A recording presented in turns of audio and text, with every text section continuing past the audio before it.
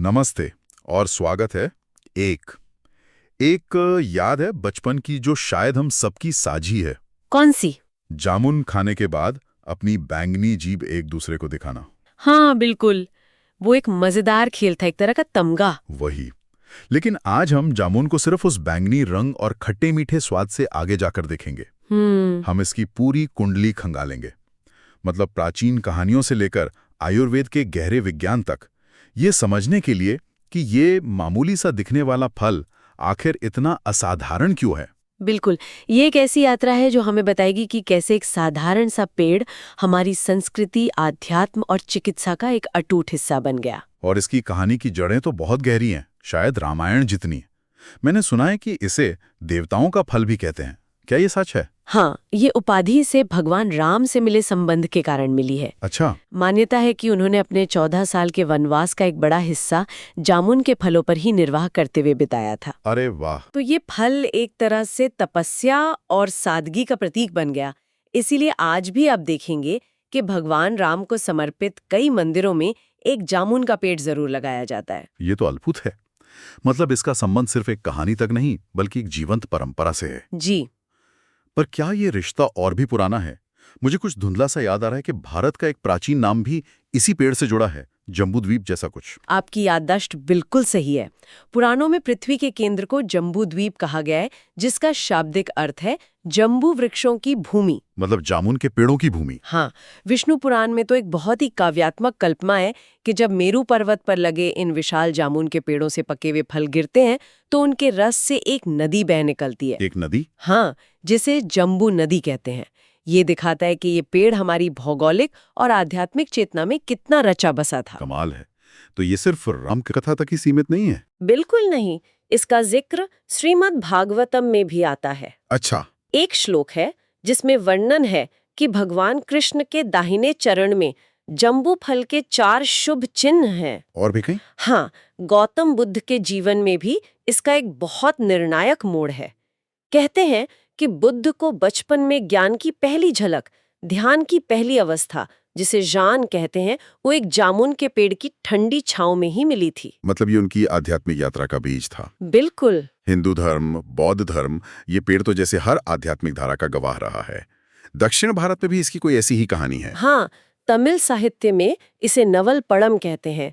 संगम काल की एक बड़ी प्रसिद्ध कहानी है। बताइए। जिसमें महान कवयित्री अव्वैयार को एक जामुन के पेड़ के नीचे ही भगवान मुरुगन ने एक बच्चे के रूप में दर्शन दिए थे और उन्हें ये एहसास दिलाया कि ज्ञान अनंत है और सीखने की कोई उम्र नहीं होती। तो आप देखिए, ये पेड़ सिर्फ फल नहीं, ज्ञान और वैराग्य का भी प्रतीक है। सही कहा। इन कहानियों ने तो इस पेड़ को लगभग पौराणिक बना दिया है। अब तो मेरी सच में ये इच्छा हो रही है कि अगर मैं कहीं जाऊं तो इस महान पेड़ को पहचान सकूं। इसकी पहचान बहुत खास है। कैसे? इसे बाकी पेड़ों से अलग कैसे किया जा सकता है? ये मर्चियसे परिवार का सदस्य है, जिसे आयुर्वेद में लवंग कुल कहते हैं, यानी लौंग का परिवार। अच्छा, लौंग का परिवार। जी। ये एक सदाबहार पेड़ है जो 100 साल से भी ज्यादा जी सकता है और 30 मीटर तक ऊंचा हो सकता है। पर इसकी असली पहचान इसकी छाल में छुपी है। छाल में? वो कैसे? आप देखेंगे कि तने के निचले हिस्से में इसकी छाल खुरदुरी, गहरे रंग की और परतों में फटी हुई होती है।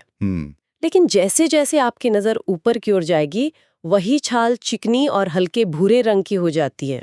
ये दोहरापन इसकी सबसे बड़ी पहचान है। बिल्कुल। नीचे से मजबूत और अनुभवी, ऊपर से कोमल और नया। और पत्तों के बारे में क्या? मैंने सुना है कि उन्हें मसलने पर एक खास गंध आती है। हाँ, इसके पत्ते मोटे, चमड़े जैसे और चमकदार होते हैं। जब आप एक पत्ते को तोड़कर मसलेंगे तो उसमें से तारपीन जैसी तेज गंध आएगी। अच्छा।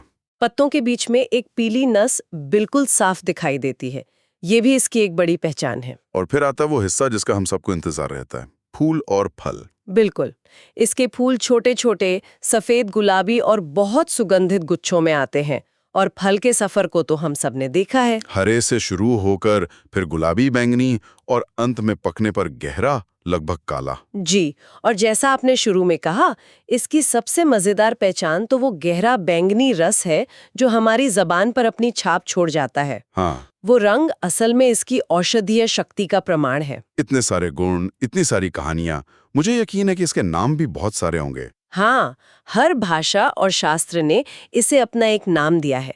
वैज्ञानिक नाम है सिबिजियम क्यूमिनी। और संस्कृत में? संस्कृत में तो इसके नामों का एक पूरा खजाना है और हर नाम इसके किसी गुण का राज खोलता है। ये तो बहुत दिलचस्प है। जैसे कि इसका मुख्य नाम तो जम्बू है, फिर आता है राज जम्बू यानी शाही जम्बू। शाही जम्बू। एक बहुत सुंदर नाम है फलेंद्र, जिसका अर्थ है फलों का राजा। फलेंद्र, फलों का राजा, ये एक बहुत बड़ा दावा है। ये नाम इसे स्वाद के लिए नहीं, बल्कि इसके असाधारण औषधीय महत्व के लिए दिया गया है। अच्छा। और एक मजेदार नाम है शुकप्रिय, तोतों का पसंदीदा। फलेंद्र, फलों का राजा, इसका मतलब है कि आयुर्वेद के महान ग्रंथों में जरूर इसका खास स्थान होगा।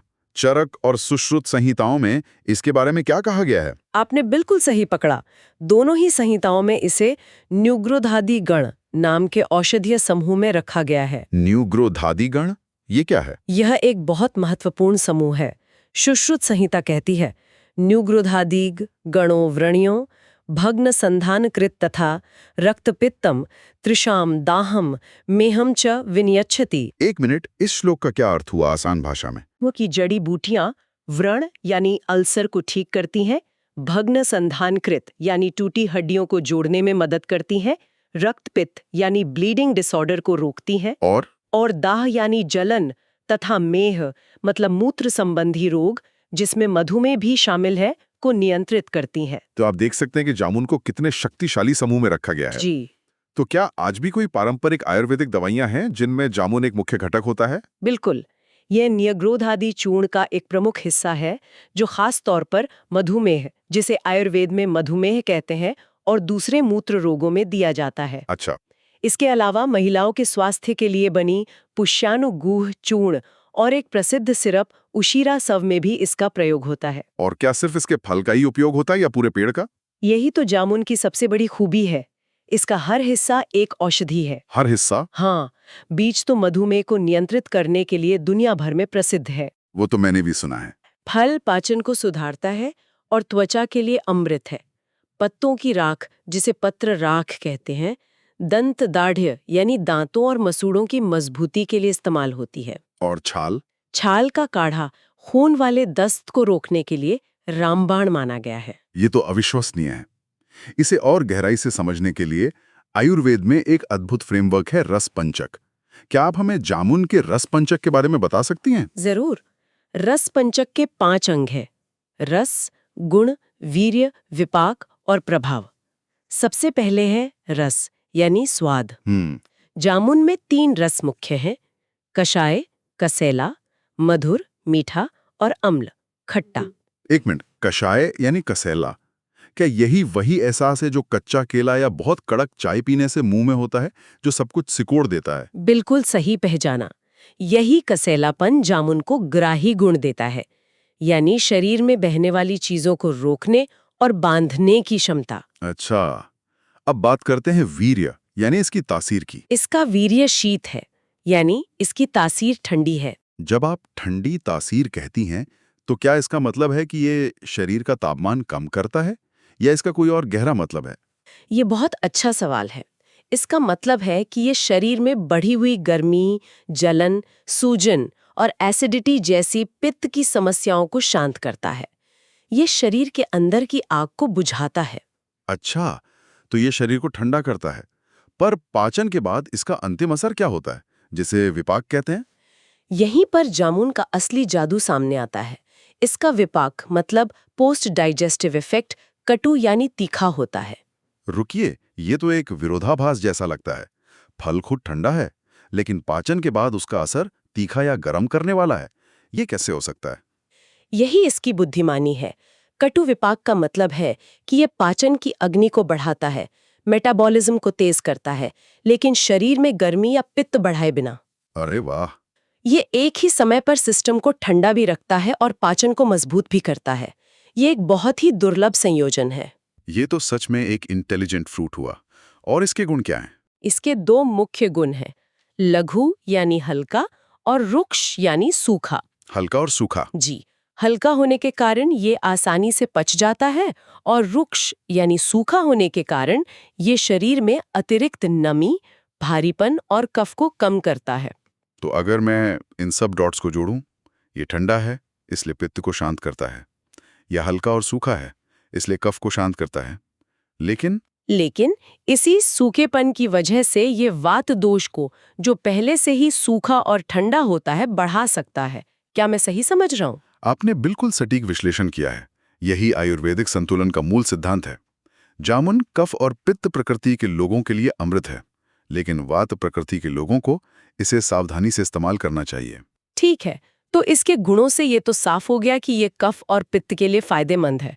लेकिन जामुन सबसे ज्यादा जिस चीज के लिए जाना जाता है, मधुमेह, क्या ये उसके गुणों से समझाया जा सकता है या यहाँ कोई और खास बात है, कोई सुपर पावर? आपने बिल्कुल सही शब्द इस्तेमाल किया, सुपर पावर।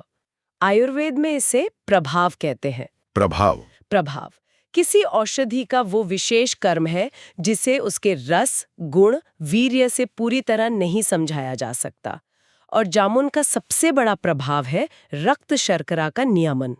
मधुमेह को नियंत्रित करने की इसकी क्षमता अद्वितीय है। अच्छा। भाव प्रकाश निघंटु में कहा गया है, जाम्बवम कफ पित्त घन ग्राही वातकरम परम। इसका मतलब? यानी ये कफ पित्त को नष्ट करता है, ग्राही है और वात को बढ़ाता है। ये गुण सीधे सीधे मधुमेह पर काम करते हैं। और क्या आज का विज्ञान इस प्रभाव को समझ पाया है? ये काम कैसे करता है? हाँ, आधुनिक विज्ञान ने इस पर मुहर लगा दी है। इसके बीजों में जैम्बोलिन और जैम्बोसिन नाम के दो खास अल्कलॉइड्स पाए गए हैं। जैम्बोलिन और जैम्बोसिन? जी, ये शरीर में स्टार्च के ग्लूकोज में बदलने की प्रक्रिया को धीमा कर देते हैं। इससे खाने के बाद ब्लड शुगर अचानक से नहीं बढ़ता। ये तो आयुर्वेद के हजारों साल पुराने ज्ञान का वैज्ञानिक प्रमाण है। बिल्कुल। क्या इसका कोई और भी प्रभाव है? हाँ, इसके दो और विशेष कर्म हैं। एक है मूत्र संग्रहणीय, यानी यह बार बार पेशाब आने की समस्या को नियंत्रित करता है, जो मधुमेह का एक मुख्य लक्षण है।